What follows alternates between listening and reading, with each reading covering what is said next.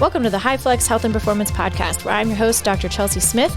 We'll be talking about all things physical therapy, where we believe an almighty God created us to move and to be able to heal. Join us as we talk through whole body health, pain relief, post-surgical rehab, life lessons we've learned, things we repeatedly tell our patients, and the list goes on. All right, welcome to episode 4. What I want to talk about today, and this won't be a super long one, is home exercise program. Super exciting, right? So this is a big one that is pivotal in the process. It can seem super mundane and boring sometimes if there's not an understanding and education behind why you're doing what you're doing. And even then, sometimes it's the reps in the tank that you just need to do. There's other things in life that we just need to do if we want to feel a certain way or have a certain outcome. And so I think this is an important topic to really just get a thorough understanding from a personal standpoint of mine and from my team. I know they're in agreement, but just why we tell you to do certain things and why it matters if you do it, or if you don't do it and you relay that information to us, why that's important. So home exercise program, what this typically is and how we craft it up and what's going on in our mind when we are deciding, hey, I want, Mr. Smith to do these 5 exercises at home. There is a whole lot of brainwave going on while we're evaluating somebody or while we're reassessing them, maybe in a follow-up visit if we're going to tweak it. What we're looking for ultimately is a deficit of some kind or a function that is not moving optimally. So I'll give a common example because I personally treat a lot of neck and shoulder pain. Shoulder blade mechanics or shoulder blade control or just strength of the muscles around the shoulder blade. So if I am assessing somebody and I see, okay, this shoulder blade is supposed to be able to upwardly rotate. So if you can visualize a shoulder blade right in front of you and the bottom corner of it is rotating up as an arm goes overhead. That's what we consider upward rotation. Downward rotation, more so that bottom corner of the shoulder blade, it's going to move towards the spine. The shoulder itself is going to look like it's moving down. If I notice that somebody does not have great control of their upward rotation, maybe their upper trap kicks in a bunch and it's kind of this fighting motion, in my mind, I already know, okay, things that I need to work on with this person are activating the lower trap. And for those of you that are listening and you don't have a visual, that's okay. Just work with me here on the concept of it. I am looking in my mind at I need to strengthen the things that help upwardly rotate this shoulder blade. And in that category, there is a slew of exercises that I could choose from. Anybody who has ever consulted YouTube or Instagram has seen that there are tons of exercises. Now, there's not one magical exercise that's going to be the exercise, even though we've all seen those reels right now that are like, point of view, you start doing this one exercise and all your shoulder pain goes away. Maybe that's the case. Maybe there is one that really makes a huge outcome. But I think more so what it should say is you consistently do something different. And over time, that consistency gives you a result. We just have a library of things that we can choose from that we know in a category that we're going for. So let's go back to the concept of home exercise program. If we do hands-on modalities, if we are working on soft tissue for you, if we are working on your nervous system, if we are mobilizing certain joints, if we are doing things that help control pain and help promote movement better, that's awesome. And you may feel better.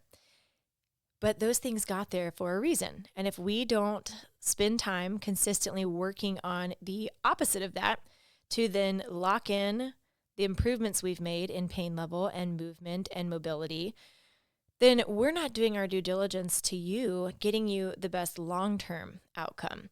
And so this is no knock on any other profession that is more passive-based, but and I personally get massages. I have nothing against massages. They feel great, but that massage is going to take my pain level down. It may take my tension levels down, but it's not going to make something move better and stay moving better and be more stable, right?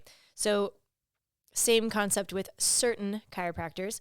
Some chiropractors are a little bit more on the passive, and they are just working on getting spinal segments to move better, have better feedback from the brain. And then that alone is not going to keep that change. Some of them will give a home exercise program. Sometimes massage therapists will suggest stretching or, something like that. But ultimately, where I feel, obviously I'm biased as a physical therapist, where we get kind of this best of both worlds is we're able to do all these passive things and then transition in the session into active movement. And then a reflection of what we do in the session in kind of a miniature form is what we ask you to do at home. Maybe it is working on that low trap muscle that I was talking about that helps upwardly rotate the scapula and tip it backwards, the serratus anterior that helps to bring it around the rib cage. Maybe it's, hey, we're going to do all this stuff in session to help loosen up that blade, to help your upper back move better, but I need you to go home and consistently every day, or what I tell a lot of my patients is, hey, majority of the days of the week, like, let's be realistic. Setting a goal of every day sometimes for people is intimidating, and if they're all or nothing folks, they're like, well, can't do it every day, and I'm just not going to do it. Majority of the days of the week, and fit it into small windows of time that you have. You don't have to sit down and do a whole workout, but it takes reps. Science shows, even outside of science, people are like, I don't really care about science. Just anecdotal in your own life. If you've gone to the gym or you've tried to make any kind of strength gains or improvement in cardiovascular fitness, it takes time. It takes consistency and time. So the home exercise program is for you to really drive in to your motor control, to your just ability to make something seem more of a normal movement pattern and to build that strength. What I see is often where people have gone to a different clinic. And when I say different, I'm not meaning different in the same kind of style as us. Different being a busy clinic where maybe they haven't had a lot of time with the therapist and they're just given kind of a standard, hey, you have back pain, here's your home exercise program. And it's what everybody with back pain might get as their intro exercise program. That I often find does not have great buy-in. I think they actually did a study and only like 10% of people that go to physical therapy actually do their home exercise program consistently. And most people stop doing it if they're given more than 3 exercises. So we do try to take that into account and not overload you with like 10. But I do think in this setting, when you have that much time with us to be able to work on something, giving you more in that 5 to 6 sometimes, a couple of them are always going to be really, really short. Like it takes a nerve glide, maybe, to do 10 to 15 reps, we're talking less than a minute. So your list might include that and it might look like, oh, there's 4 or 5. But if one of them is a nerve glide, crazy short. If one of them is just a repeated spinal movement, also really short, less than a minute. Then if we're talking about, maybe 3 sets of 10 of a certain strengthening exercise, that may take a good 2 minutes. So if we have 3 that are in the strengthening category, we're talking maybe 2, 4, 6 minutes, 7 minutes adding in a nerve glide, maybe 8, 10 minutes tops sometimes to be able to go through this. Now, if you're returning to a sport, might look a little different. Might take more of a 30-minute window to get a true kind of workout feel, but it's the consistency that matters. So not to beat a dead horse. I kind of hate that phrase. It seems so gruesome, but we don't ask you to do things for no reason. We don't want to waste your time by any means. And to get the long-term outcome, it takes more than just what we're doing in the clinic. Now, other things that I can tell you as a personal patient, I think every PT and therapist in general is probably a patient in some regard anyways. So when I am working on stuff, and I'll use my neck and upper back as an example, a lot of times my homework for myself is just mindfulness of kind of reassessing, is this moving well? The past episode 3 was on touching base with baseline. If I've kind of gone through this general screen of like, oh, interesting. It's been, a week or 2. I've had to carry my baby on my left hip for a while. My shoulder's a little bit tight. Now when I'm going through some of my just kind of baseline movement patterns, I'm noticing some zones are stiff. So sometimes my home exercise program for myself is just simply being mindful of areas that don't move really well and spending 3 to 5 minutes making sure that area moves well. Okay. I want to keep this one less than 10 minutes, but this is just to say, if you are given a home exercise program and you look at it and you're like, this is boring, or I don't see the point in this. If you don't see the point in it, something was lost in education. You should be going home with, hey, in this session, remember when we did this exercise and what it felt like and where you felt it. Great. When you're doing your exercises at home, we're looking for that activation, that sensation, for the goal of XYZ that we've explained in a session to you. If you're looking at your sheet of paper and you're like, why am I doing this?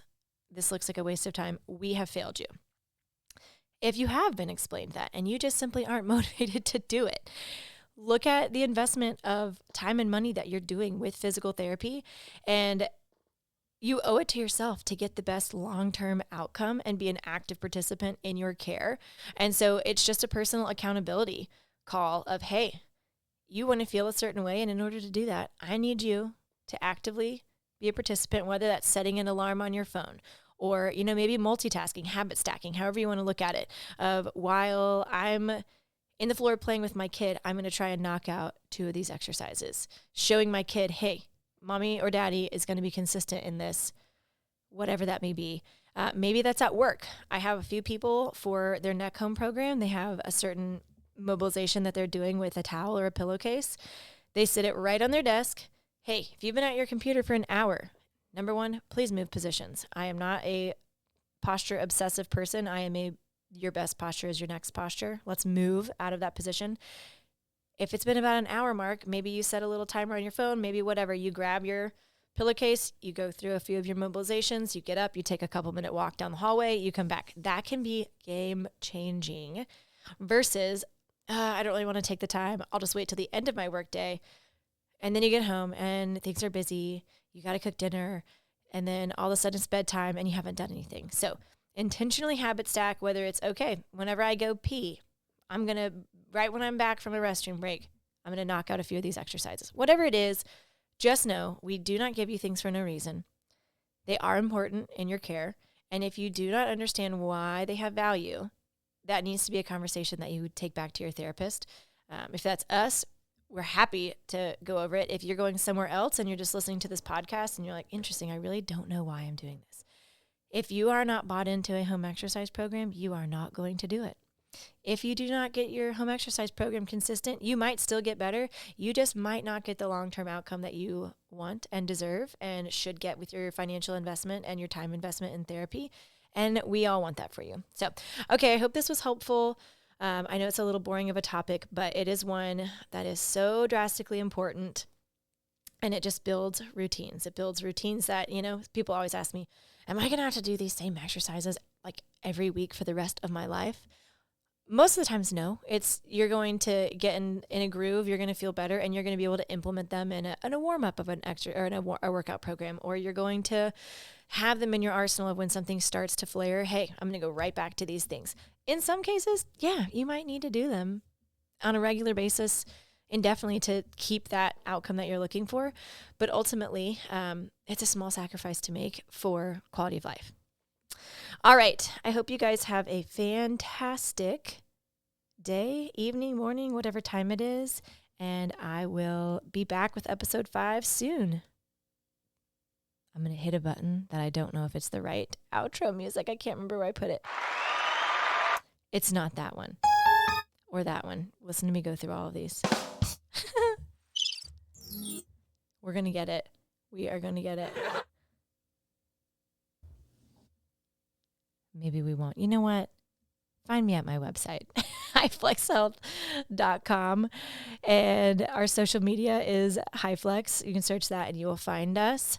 You can email me, Chelsea@HiFLEXhealth.com, and you can just laugh with me that I have yet to memorize my podcast board. I'll see you guys next time. Bye.